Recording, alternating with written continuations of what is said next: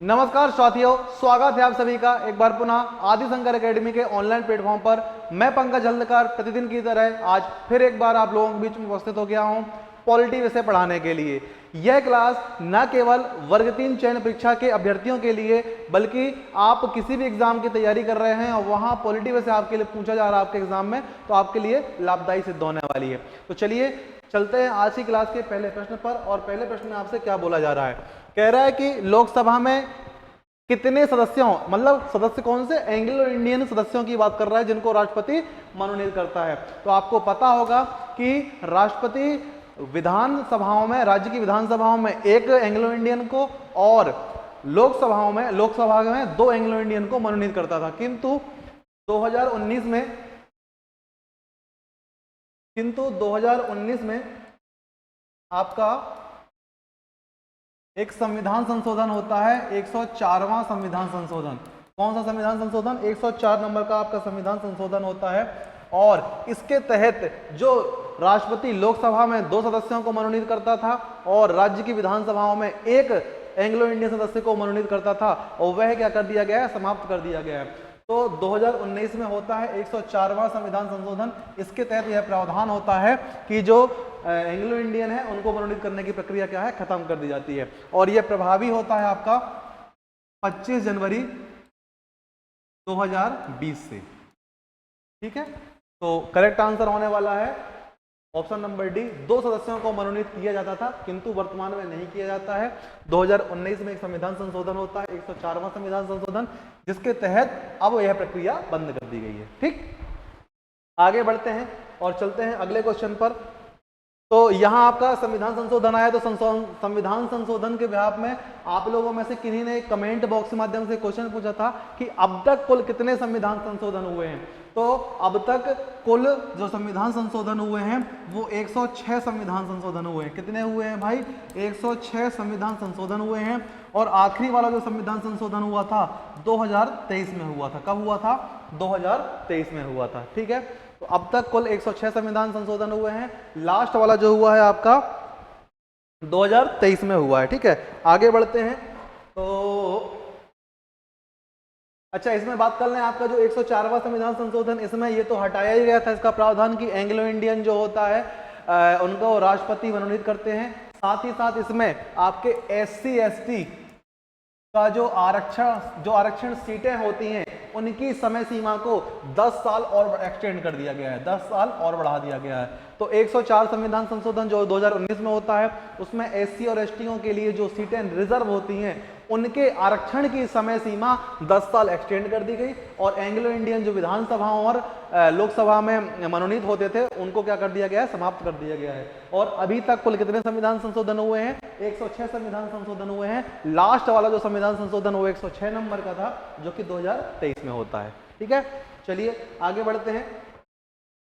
अगर आप लोगों को पता है कि 106वां संविधान संशोधन का विषय क्या है, टॉपिक क्या है, तो कमेंट बॉक्स के माध्यम से आप अपने आंसरों को साझा कर सकते हैं। बताने को मैं भी आपको बता सकता हूं, लेकिन जो चीज़ हम खुद से ढूंढ के उस चीज़ को तैयार करते हैं तो वो चीज़ हमें लंबे समय तक क्या रहती है, याद रहती है। तो अगर आप लोगों को पता है कि 106वां संविधान संशोधन जो लास्ट का संविधान संशोधन है इसमें क्या प्रावधान किया गया, मतलब इसके तहत क्या हुआ है, तो कमेंट बॉक्स के माध्यम से आप अपने आंसरों को साझा करें। नहीं तो मैं आपको बताऊंगा ही आपको अगली क्लास में। फिलहाल आगे बढ़ते हैं और देखते हैं अगले क्वेश्चन को। कह रहा है कि संसद के संयुक्त अधिवेशन को कौन बुलाता है? जो संसद का संयुक्त अधिवेशन है इसकी चर्चा संविधान के आर्टिकल नंबर 108 में है। कितने में है? अनुच्छेद संख्या 108 में। अब आपको ये याद कैसे होगा? तो जो 8 बनता है 2 जीरों को संयुक्त करने से बनता है, 2 जीरों को मिलाने से बनता है, 2 शून्यों को इकट्ठा करने से बनता है। तो 2 लोगों को ज्वाइंट किए हैं, संयुक्त किए हैं, तो आपको याद करना है कितना आ जाएगा, 8 आ गया। तो 8 से अपन ने देख ली संयुक्त अधिवेशन। अच्छा, संयुक्त अधिवेशन होगा, इसको हमने कहां से लिए हैं? तो ऑस्ट्रेलिया के संविधान से हमने क्या है इसको लिए हैं, ऑस्ट्रेलिया के संविधान से हमने ये पता की लिए हैं कि संयुक्त अधिवेशन की जो प्रक्रिया है, संयुक्त अधिवेशन के बारे में हमने कहां से लिए है, ऑस्ट्रेलिया से लिए हैं। आर्टिकल नंबर 108 में होता है और कहां से लिए हैं अपन ने, ऑस्ट्रेलिया से। संयुक्त अधिवेशन बुलाता कौन है? कौन बुलाता है संयुक्त अधिवेशन? बुलाता कौन है? तो राष्ट्रपति बुलाता है। संयुक्त अधिवेशन को कौन बुलाता है? राष्ट्रपति बुलाता है। और इसकी जो अध्यक्षता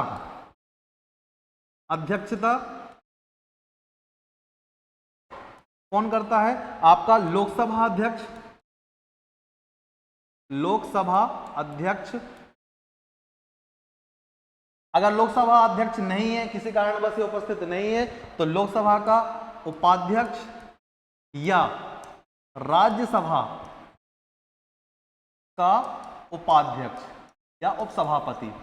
राज्यसभा का उपसभापति, लोकसभा उपाध्यक्ष और लोकसभा अध्यक्ष, ये लोग क्या कर सकते हैं? सबसे पहले कौन? लोकसभा अध्यक्ष करेंगे। अगर वो नहीं है तो आपके लोकसभा के उपाध्यक्ष या राज्यसभा के उपसभापति महोदय क्या करते हैं? इस संयुक्त बैठक की क्या करते हैं? अध्यक्षता करते हैं। ठीक है। अब तक संयुक्त अधिवेशन कितनी बार बुलाया गया है? तो 3 बार बुलाया गया है। कितने बार बुलाया गया है? 3 बार बुलाया गया है। और संयुक्त अधिवेशन बुलाने की नौबत कब आती है, जरूरत कब पड़ती है? जब संसद में लोकसभा और राज्यसभा के मतलब किसी विषय को लेकर इनकी क्या है? सहमति नहीं बनती है। मतलब कोई बिल राज्यसभा से तो पास में हो जाता है, लोकसभा से तो पास में हो जाता है, लेकिन राज्यसभा से नहीं हो पाता, या राज्यसभा से पास हो गया और लोकसभा से नहीं हो पाया। तो गतिरोध होने की स्थिति में जो राष्ट्रपति महोदय हैं वह दोनों सदन के, मतलब लोकसभा और राज्यसभा दोनों सदन के सदस्यों को आमंत्रित करते हैं ज्वाइंट सेशन के लिए आर्टिकल नंबर 108 के तहत। और उस ज्वाइंट सेशन की जो अध्यक्षता है वह कौन करता है? लोकसभा का अध्यक्ष अर्थात स्पीकर करता है। ठीक है। तो क्वेश्चन आपसे पूछा कि संसद के संयुक्त अधिवेशन को कौन बुलाता है? तो राष्ट्रपति आपको संसद के इसके बुलाते हैं। ठीक है। आगे बढ़ते हैं और देखते हैं अगला क्वेश्चन। प्रश्नकाल की समय सीमा क्या होती है? तो संसद की जब कार्यवाही का जो पहला घंटा होता है उसमें क्या होता है? वह प्रश्नकाल का होता है और यह 1 घंटे का होता है। कितने घंटे का होता है? 1 घंटे का। और आमतौर पर यह जो समय होता है 11 से 12 बजे के बाद का होता है। और इसके तुरंत बाद शून्यकाल क्या हो जाता है? चालू हो जाता है। तो प्रश्नकाल में 3 प्रकार के मुख्यतः प्रश्न होते हैं। एक होते हैं तारांकित प्रश्न, एक होते हैं आपके तारांकित, एक होते हैं आपके अतारांकित,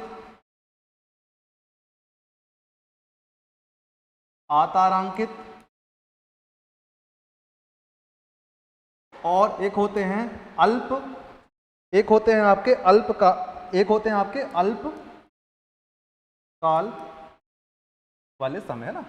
तो तारांकित जो प्रश्न होते हैं इनके उत्तर कैसे दिए जाते हैं? मौखिक दिए जाते हैं। इनके उत्तर कैसे दिए जाते हैं? मौखिक। और इनमें पूरक प्रश्न पूछे जा सकते हैं। इनमें जो पूरक प्रश्न पूछे जा सकते हैं। ठीक है।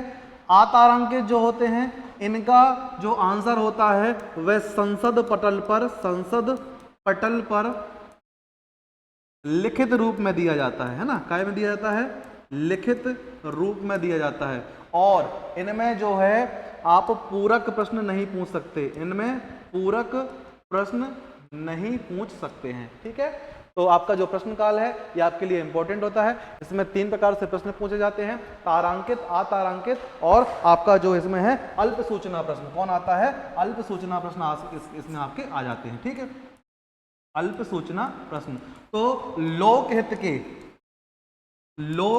के ऐसे मामले जो कि क्या है? इंपॉर्टेंट होते हैं, है ना। और तो उन पे चर्चा करने के लिए किसमें? अल्प सूचना प्रश्न के अंतर्गत उसमें क्या है? चर्चा होती है। और प्रश्नकाल का महत्व यह है कि जनता की आवाज को सांसदों के द्वारा, जनता के द्वारा चुने गए प्रतिनिधियों के द्वारा सदन में, संसद में क्या है? पहुंचाना और उस पर चर्चा करना और उसको जो भी उसकी क्या है कमियां हैं और उस व्यवस्था में को पूरा करने में जो भी गलतियां हो रही हैं उस पर क्या है? सुधार करने के उद्देश्य से प्रश्नकाल को क्या है? शामिल किया गया है। इसकी समय सीमा होती है 1 घंटे की। और आमतौर पर जब संसद की मतलब शुरुआत होती है कार्यवाही, जिस दिन प्रतिदिन पहला जो घंटा होता है वो क्या होता है? आपका प्रश्नकाल होता है। इसमें 3 प्रकार के प्रश्न मुख्यतः होते हैं, एक तारांकित, अतारांकित और अल्प सूचना प्रश्न। तारांकित के जो जवाब है मौखिक संबंधित जो मंत्री होते हैं उस विभाग के, तो मौखिक रूप से उसका आंसर देते हैं। उनमें पूरक प्रश्न पूछने की क्या होती है? अनुमति होती है। एक होता है आपका अतारांकित, इसके लिखित रूप से इसकी क्या दिए जाते हैं? आंसर दिए जाते हैं। और एक होता है आपका अल्प सूचना प्रश्न, इसमें जो लोकहित के ऐसे मामले होते हैं, है ना, जो इमरजेंसी मतलब जो तुरंत वाले ऐसे मामले होते हैं उन पे क्या है? चर्चा की जाती है। ठीक है। तो इतना कुछ आपको मिल रहा है प्रश्न क्रमांक तीसरा से देखने को। आगे बढ़ते हैं और देखते हैं अगला क्वेश्चन। कह रहा है कि कौन एक स्थायी सदन है? तो लोकसभा, राज्यसभा, संसद। तो जो संसद है इसकी चर्चा किसमें की गई है? आर्टिकल नंबर 79 में। राज्यसभा की जो चर्चा की गई है किसमें की गई है? आर्टिकल नंबर 80 में। और लोकसभा की चर्चा किसमें की गई है? आर्टिकल नंबर 81 में। आपसे बोला जा रहा है कौन एक स्थायी सदन है? तो राज्यसभा एक स्थायी सदन है। रीजन ये है कि यह कभी भंग नहीं होती, यह कभी भंग नहीं होती। इसके जो सदस्य होते हैं हर 2 साल में एक तिहाई सदस्य क्या हो जाते हैं? सेवानिवृत्त हो जाते हैं। क्या हो जाते हैं? सेवानिवृत्त हो जाते हैं। अब और इनकी चुनाव की प्रक्रिया चलती रहती है, तो मतलब कभी भी यह सदन क्या है? भंग नहीं होता है। इसके हर 2 सालों में एक तिहाई सदस्य क्या हो जाते हैं? सेवानिवृत्त होते रहते हैं और उनके स्थान पर फिर नए सदस्य आ जाते हैं। तो ऐसा चलता रहता है प्रक्रिया, तो यह कभी भी क्या है? भंग नहीं होती। इसलिए इसको हम क्या बोलते हैं? स्थायी सदन बोलते हैं। तो ऑप्शन नंबर बी, राज्यसभा संसद का क्या है? स्थायी सदन होता है, स्थायी। ठीक, आगे बढ़ते हैं। कह रहा है कि संसद के लिए राष्ट्रपति का अभिभाषण कौन तैयार करता है? तो संसद के लिए जो राष्ट्रपति का अभिभाषण है वह केंद्रीय मंत्रिमंडल तैयार करता है। यह आपका करेक्ट आंसर हो जाएगा। ठीक है, बात कर लें वित्त मंत्री। तो वित्त मंत्री वर्तमान में कौन है? निर्मला सीतारमण जी हैं। कौन सी हैं? निर्मला सीतारमण। और प्रधानमंत्री तो सभी को पता है कौन है? नरेंद्र मोदी जी। और विदेश मंत्री कौन है? एस जयशंकर। कौन है? एस जयशंकर।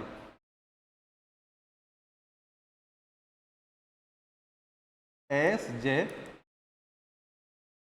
ठीक है, अब बात यहां आई है राष्ट्रपति के अभिभाषण की। तो राष्ट्रपति के अभिभाषण की चर्चा आर्टिकल नंबर 71 के 1 में लिखी गई है। ठीक है, राष्ट्रपति का जो अभिभाषण है यह तैयार कौन करता है? केंद्रीय मंत्रिमंडल के द्वारा तैयार किया जाता है। ठीक है, और इसमें होता क्या है? तो सरकार की जो भी आने वाले साल के लिए जो भी नीति और योजनाएं होती हैं और पिछले साल का जो भी ब्यौरा होता है वह संसद के पटल में केंद्रीय मंत्रिमंडल जो तैयार करके देता है उसको राष्ट्रपति पढ़ता है। तो यह राष्ट्रपति का अभिभाषण कहलाता है। और राष्ट्रपति का अभिभाषण हर साल जो आपका पहला सत्र होता है, साल का जो पहला सत्र होता है जिसको हम बजट सत्र के नाम आमतौर पर जानते हैं, तो उसकी जो पहली बैठक होती है उसमें उसमें दोनों ही सदनों के मतलब लोकसभा और राज्यसभा के सदस्य सम्मिलित होते हैं, संयुक्त अधिवेशन होता है और उसमें राष्ट्रपति का अभिभाषण होता है। तो बजट सत्र में होता है। और दूसरी बात यह कब होता है? और तो आम चुनाव संपन्न होने के बाद, आम चुनाव मतलब लोकसभा जब भी क्या है लोकसभा का चुनाव होगा, लोकसभा नए तरीके से गठित की जाएगी, तो उसके चुनाव के बाद जो पहली बैठक होती है उसमें भी क्या होता है? राष्ट्रपति का अभिभाषण होता है। राष्ट्रपति के अभिभाषण में शामिल क्या होता है? सरकार की नीतियां किन किन लक्ष्यों पर वह काम करने वाली है और पिछले साल उसमें क्या क्या कमियां रह गई हैं, उन पर सुधार कैसे होगा, उन सब पर चर्चा करने के लिए केंद्रीय मंत्रिमंडल जो लिखित रूप में देती है और उसको राष्ट्रपति पढ़ता है वह राष्ट्रपति का अभिभाषण कहलाता है। कब कब होता है? तो जब भी आम चुनाव होगा, मतलब लोकसभा का चुनाव होगा, संपन्न होगा, प्रधानमंत्री चुने जाएंगे, उसके बाद जो पहली बैठक होगी वो पहली बैठक में क्या होगा? आपका राष्ट्रपति का अभिभाषण होगा। वहां लोकसभा और राज्यसभा दोनों सदनों के सदस्य शामिल होंगे। और साल के शुरुआत में मतलब जब भी पहला जो आपका सत्र होता है, पहले बजट सत्र होता है, फिर आपका मानसून सत्र होता है, फिर होता है शीतकालीन सत्र। तो पहला सत्र जो आपका फरवरी मार्च में आयोजित किया जाता है उसमें पहली बैठक में क्या होता है? राष्ट्रपति का अभिभाषण होता है। तो राष्ट्रपति के अभिभाषण से इतने ही क्वेश्चन बन सकते हैं, ऐसे ही फैक्ट आपके एग्जाम में देखने को मिल सकते हैं। आगे बढ़ते हैं। अगला क्वेश्चन, संसद के संयुक्त अधिवेशन की अध्यक्षता कौन करता है? तो मैंने अभी बताया कौन करता है? लोकसभा अध्यक्ष करते हैं। और इनकी उपस्थिति में लोकसभा के उपाध्यक्ष और राज्यसभा के उपसभापति महोदय करते हैं। कौन करते हैं? राज्यसभा के उपसभापति महोदय करते हैं। ठीक, आगे बढ़ते हैं और अगला क्वेश्चन देखते हैं। कह रहा है कि अनुच्छेद 32 के आधार पर सर्वोच्च न्यायालय कितने प्रकार की रिट जारी करता है? तो 5 प्रकार की रिट जारी होती हैं। पहली है आपकी बंदी प्रत्यक्षीकरण। बंदी प्रत्यक्षीकरण बंदी प्रत्यक्षीकरण। दूसरा है आपका परमादेश, फिर अधिकार प्रक्षा,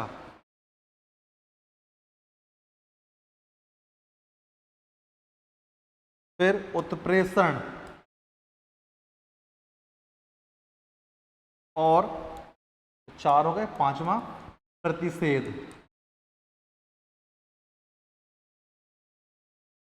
तो ये 5 प्रकार की रिटें जारी की जाती हैं जो कि आपके आर्टिकल नंबर 32 के आधार पर जारी करता है। कौन करता है? सुप्रीम कोर्ट जारी करता है। तो ऑप्शन नंबर बी क्या हो जाएगा? आपका करेक्ट आंसर हो जाएगा। आगे बढ़ते हैं, अगला क्वेश्चन देखते हैं।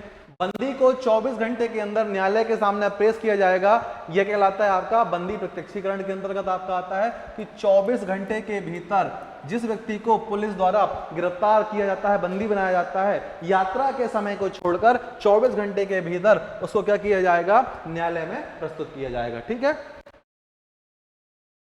आगे बढ़ते हैं। और व्यक्तिगत स्वतंत्रता के लिए जारी कौन सी रिट है? तो जो बंदी प्रत्यक्षीकरण है, यह क्या है? व्यक्तिगत स्वतंत्रता के लिए जारी रिट कहलाती है। ठीक है, तो करेक्ट आंसर आपका ऑप्शन नंबर डी होने वाला है। ठीक, आगे बढ़ते हैं और देखते हैं अगला क्वेश्चन कि अधिवेशन किस बिल के लिए बुलाया गया था? अधिवेशन, यहां संयुक्त अधिवेशन होगा। कौन सा होगा भाई? संयुक्त अधिवेशन।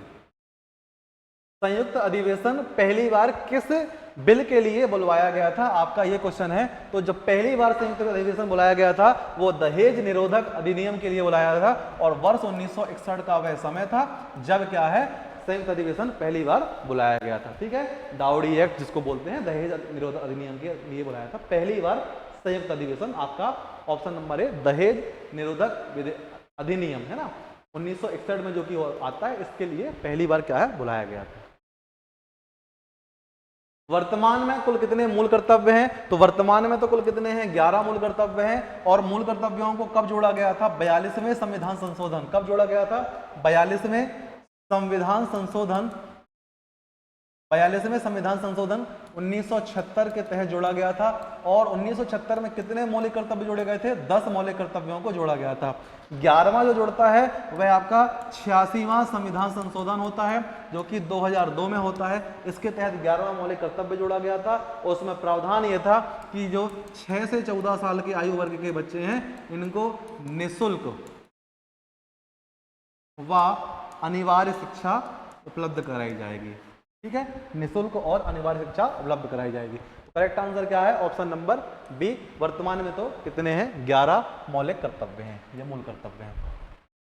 भारतीय संसद का अंग नहीं है, तो राष्ट्रपति लोकसभा और राज्यसभा से मिला के क्या बनता है? आपका संसद बनता है। क्या बनता है? संसद। और मैंने आपको बताया है जैसे देश में होता है संसद, वैसे ही राज्यों में क्या होता है? विधानमंडल। क्या होता है? विधानमंडल। और इसमें कौन कौन शामिल होते हैं? तो विधानमंडल में आपके शामिल होते हैं राज्यपाल महोदय